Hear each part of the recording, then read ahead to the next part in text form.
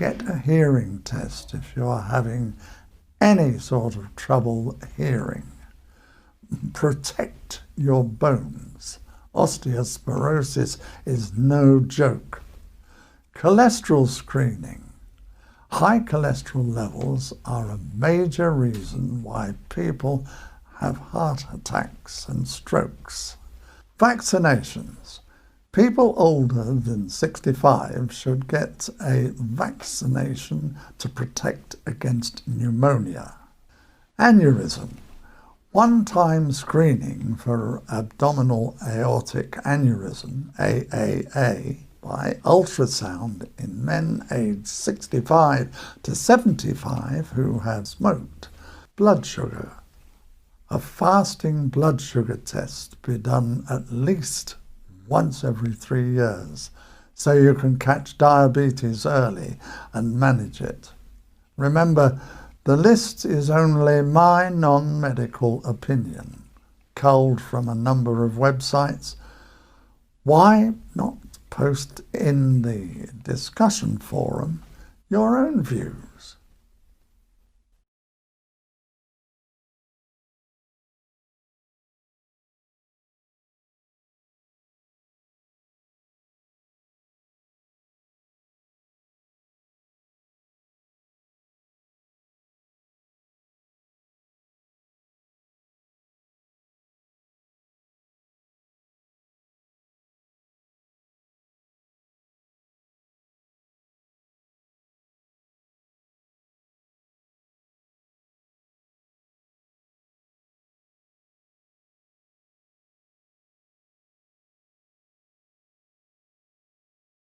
We know a lot about viral illnesses these days, much more than we did even a couple of decades ago.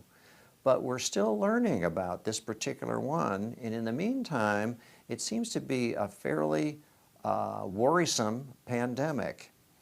And since it affects older people with illness more severely, the safe thing to do is to self-isolate and take care of yourself at home. Keep your distance from others, including your own family. I know that's difficult because many people in our community are very attached to their children, their grandchildren, their great-grandchildren. But the thing to do these days is to stay connected with them, but on the phone, not in person. I know people get antsy at home. It's okay to walk around the yard or around the block a little bit. But you just want to stay away from groups of people. That's part of self-isolation, is relatively just avoiding contact, staying away from people at least 6 feet or more, regardless of the venue. And why not just get groceries delivered for a couple of months here? Fortunately, that's an option these days. I think for appointments that can be put off comfortably for a couple of months, that's probably a good idea, just to postpone those. And even if you are sick with the symptoms of COVID-19, cough, fever, sneezing, sniffles, those kinds of things, it's probably a good idea to try a virtual visit with your doctor. We do worry about shortness of breath in older people, and we usually want to check them out if that occurs. So most physicians in the community would have a short trigger to have somebody come in and be evaluated, or to send a home team to go evaluate them. If we're younger, we might be relatively asymptomatic. It might be easy for us to transmit the virus to an older person, completely unbeknownst to us. It might be a big deal for those you're around. If it's not a big deal to you, that's okay. But what about the other people for whom it might be a big deal? You need to think about them and recognize they are important. So for their sake, it's a good idea to self-isolate.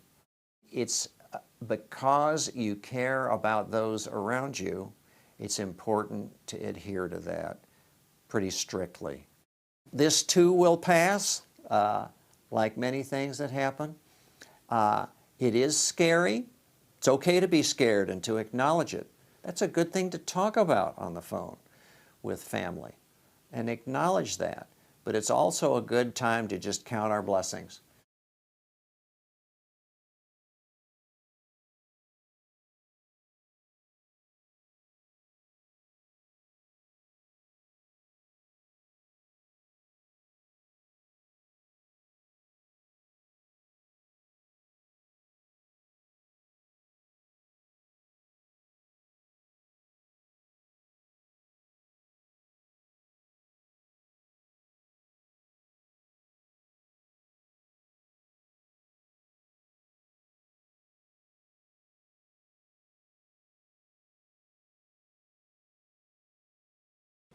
Hi, I'm Dr. Jay Butler, Deputy Director for Infectious Diseases at CDC.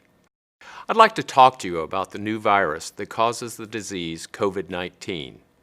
Older adults and people who have severe chronic medical conditions like heart, lung, or kidney disease or diabetes may be at higher risk for severe illness from COVID-19.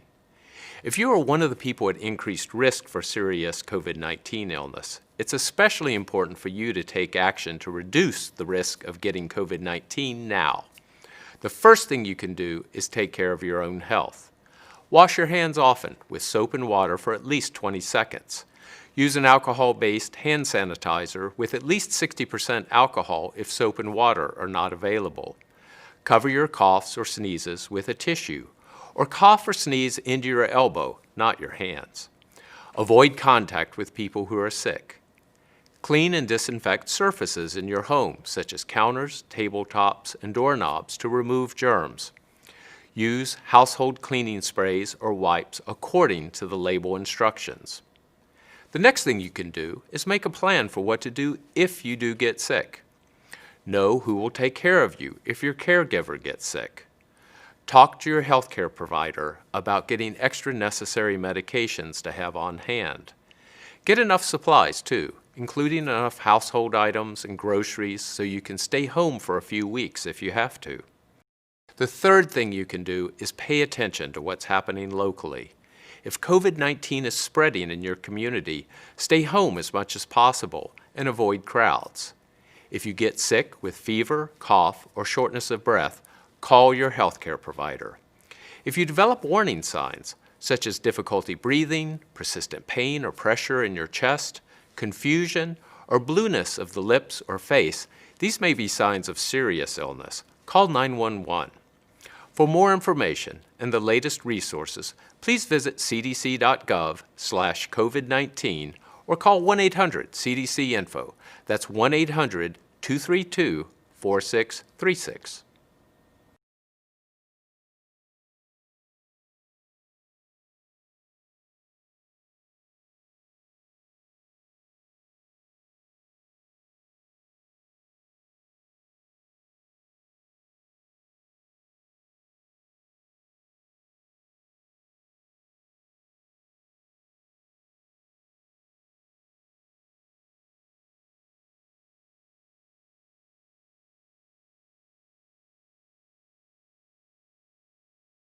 Okay, we are heading back to the TV studios at Hartford Hospital right now, where Lori St. John is standing by to talk with us.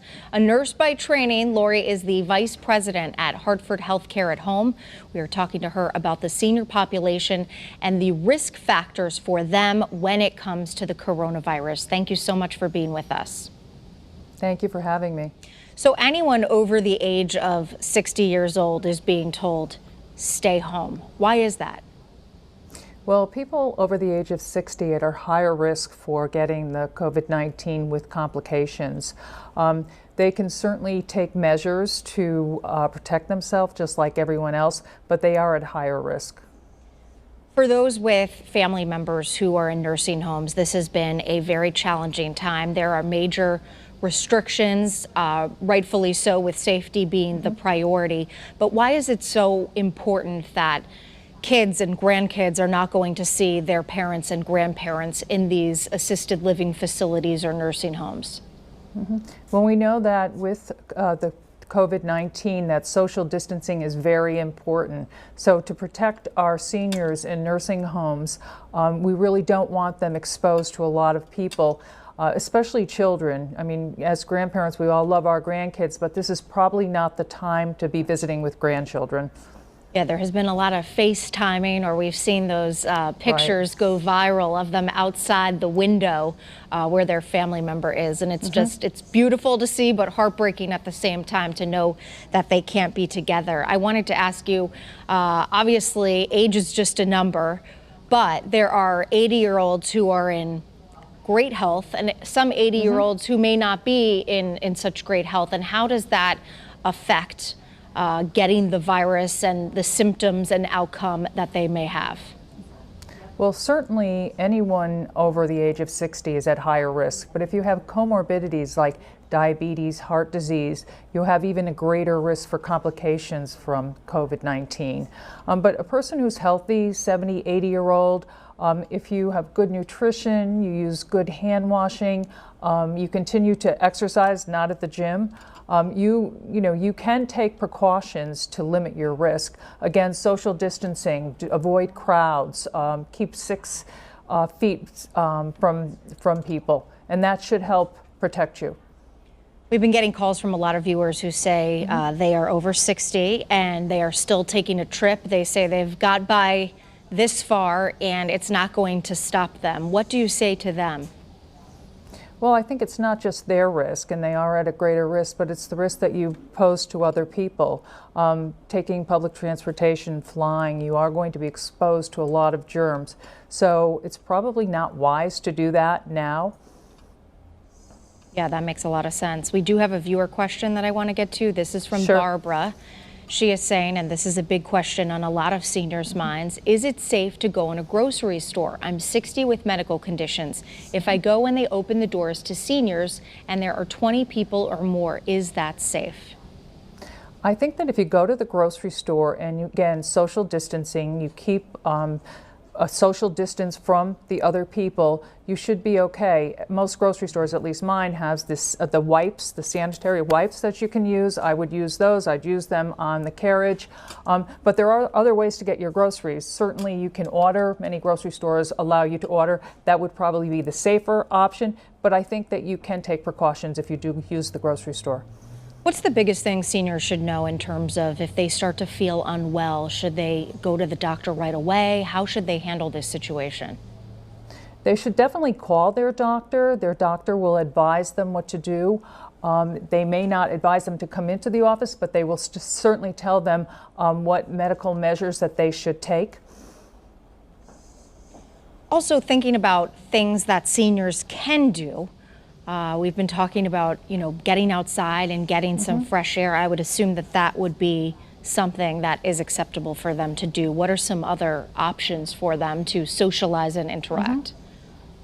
Well, I think that we do have concerns about social isolation. So seniors should really do what they love to do, whether it's reading, whether it's watching movies, Skyping or FaceTiming with your grandchildren, listening to music, staying current by watching TV. I think there are lots of things you can do, but it is a concern that the isolation that they may feel. We've been asking for, or we may ask for, some retired nurses to come back into the workforce. Is that a concern given the fact that obviously they're retired, so you have to assume that many of them are above the age of 60 and now they are going, right into the lion's den, so to speak? Yeah, well, I think that the retired nurses that do come back, and kudos to them, they would probably not be patient-facing. I think there are lots of things that they could do. They can do chart audits, they can do things behind the scene, they could even do things from their home. So I think that they definitely bring value, especially now that we are seeing a shortage because of the illness.